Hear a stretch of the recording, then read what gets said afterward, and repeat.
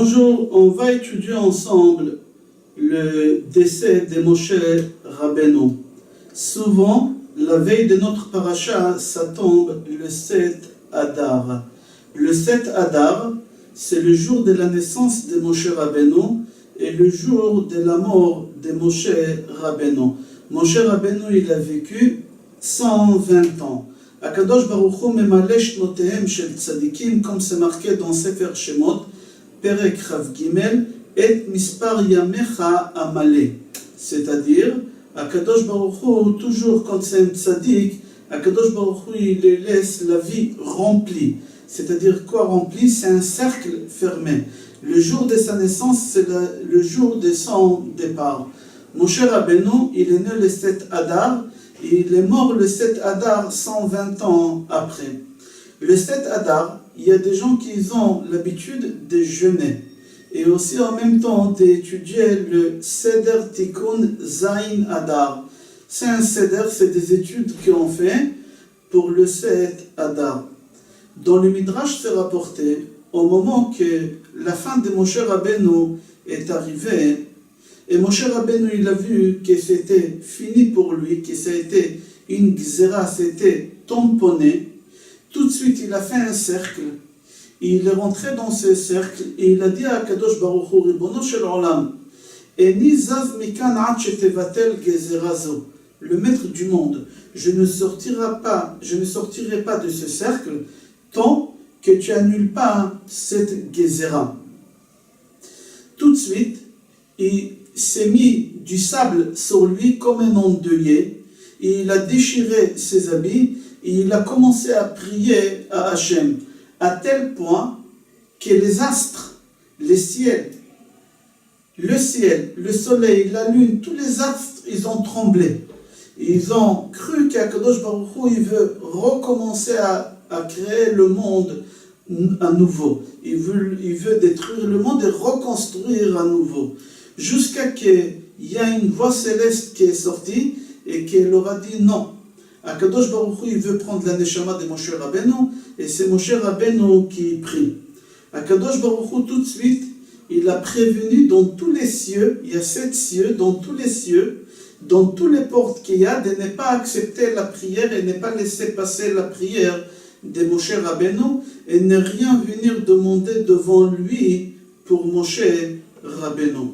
Moshe, il a prié tellement fort à tel point que ces prières, ils étaient, le Midrash dit, comme des épées qui coupent toute matière. Akadosh Baruch Hu, tout de suite, il a ordonné de fermer toutes les portes. Moshe Rabbeinu, il a dit à Akadosh Baruch Hu, Hachem, tu sais combien j'ai souffert, combien j'ai eu du mal, jusqu'à que j'ai réussi à faire pénétrer dans les béné Israël ta croyance, ta Torah, tes mitzvot. Moi, je me suis dit pendant toute ma vie, comme je suis en train de souffrir avec eux et de voir leur malheur aussi je verrai aussi leur délivrance finale. Je vais rentrer avec eux en Israël. Et à la fin, c'est ça le salaire que tu me donnes. Dans la Torah, tu as écrit « Beyomot iten secharo ». Il faut payer le salarié à la fin de la journée. Moi, j'ai travaillé pour toi 40 ans. J'ai ramené les béné Israël dans tous les endroits où il fallait. Je leur ai enseigné toute la Torah. Et c'est ça le salaire que tu me donnes. Akadosh Baruch Hu, il a dit à Moshe Rabbeinu, au moment que tu es arrivé à Midian, et les filles d'Yitro, ils ont dit à leur père, Ish Mitzri, un homme égyptien, il nous a sauvés. Tu ne les as pas repris, tu ne leur as pas dit tu es un hébreu. Yosef, il a dit à tous les Égyptiens, je suis un hébreu. Alors c'est ta punition pour ça. Moshe Rabbeinu, il a dit à Kadosh Baruch Hu, si tu ne veux pas me laisser rentrer en Israël comme un être humain, laisse-moi faire rentrer en Israël comme un animal. Les animaux, ils regardent. Moi aussi, je veux rentrer en Israël comme un animal, je veux regarder. Les animaux, ils mangent. J'aimerais rentrer en Israël comme un animal et brouter les herbes d'Israël. Akadosh Baruch Hu, il n'a pas accepté. Moshe Rabbeinu, quand il voit que ses prières, ils ne sont pas exaucés, tout de suite, il est parti voir Saro Shel Shamaim Va'aretz, l'ange qui est responsable du ciel et de la terre. Et il lui a dit, prie pour moi. il lui a fait comprendre qu'il n'y a rien à faire. Il est parti voir le soleil, la lune, il est parti voir les astres, les étoiles, personne. Il est parti voir les montagnes, les vallées, personne n'a pu l'aider. Il est parti voir la mer.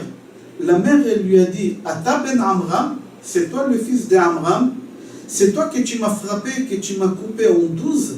Qu'est-ce que tu deviens aujourd'hui, toi? Il lui a dit, oui, je suis Ben Amram, c'est moi que j'ai fait tout ça.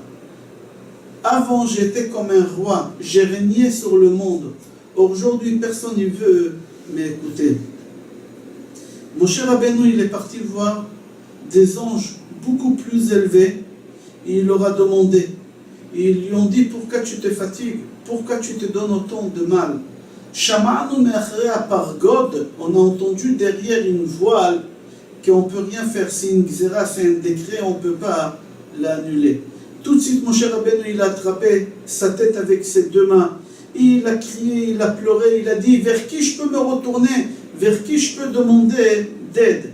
Akadosh Baruch Hu, Moshe Rabbeinu, il a dit à Akadosh Baruch Hu, Hashem, la bouche qu'elle a parlé avec toi, les mains qu'ils ont reçu la Torah de tes mains, ils vont devenir de la poussière, ils vont venir de la terre.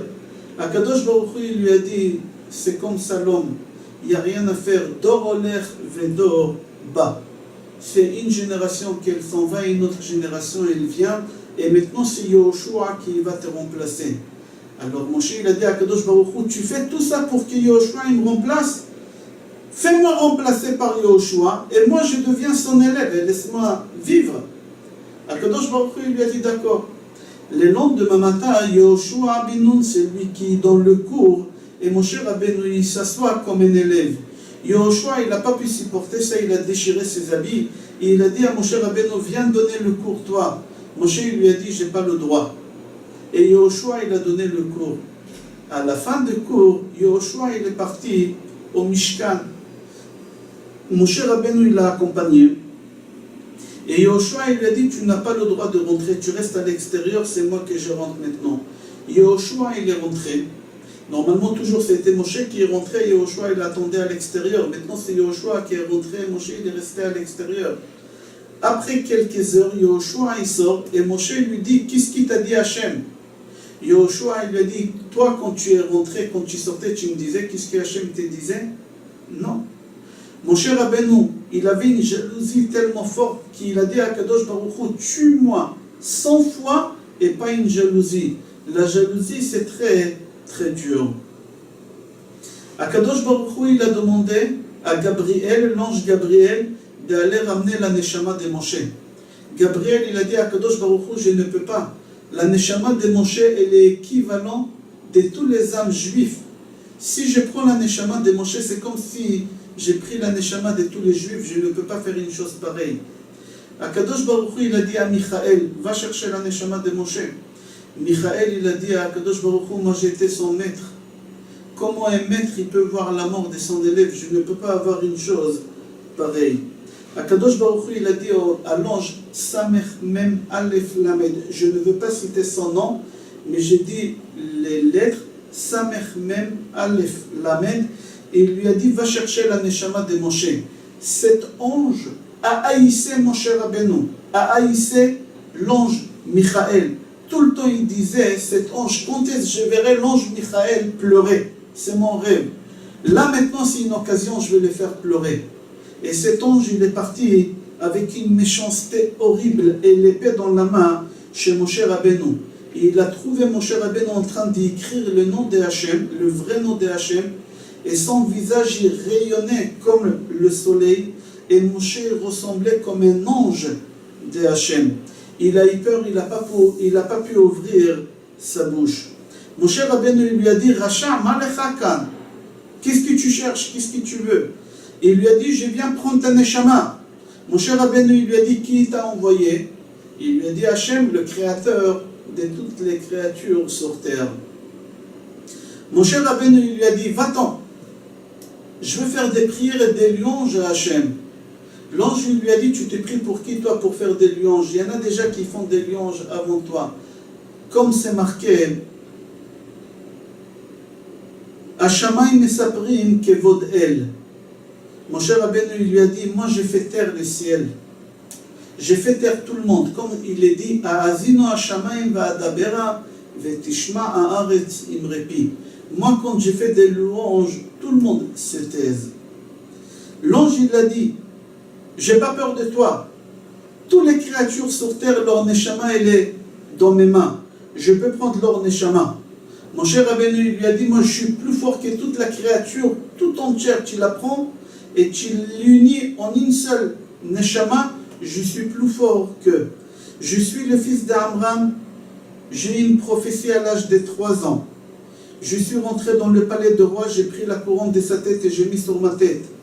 À 80 ans, j'ai fait des miracles en Égypte, j'ai fait les plaies. J'ai fait sortir le peuple juif d'Égypte. J'ai ouvert la mer en 12. Je suis monté dans les cieux et j'ai battu les anges. J'ai dévoilé les secrets des anges aux hommes. J'ai parlé avec Dieu face à face.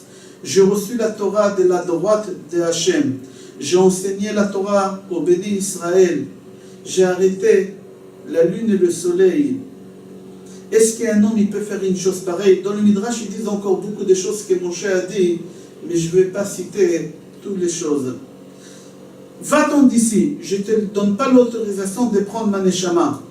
L'ange il a eu peur, il est parti chez Hachem, il lui a raconté. Hachem il a dit à l'ange, retourne et ramène-moi la neshama de Moshe. Au moment que l'ange il est retourné, Moshe Rabbeinu il a vu l'ange devant lui avec l'épée. Moshe il a pris son bâton, le fameux bâton, il lui a jeté sur lui, il a aveuglé l'ange, il l'a aveuglé avec un œil. Tout de suite à ce moment-là, Moshe Rabbeinu il a compris qu'il n'y a plus rien à faire, il s'est purifié comme un ange. Akadosh Baruch Hu il est descendu du ciel pour prendre la neshama de Moshe. 3 anges ils ont accompagné Akadosh Baruch Hu, Gabriel, Michael et Zagziel. Les 3 anges ils ont accompagné Akadosh Baruch Hu.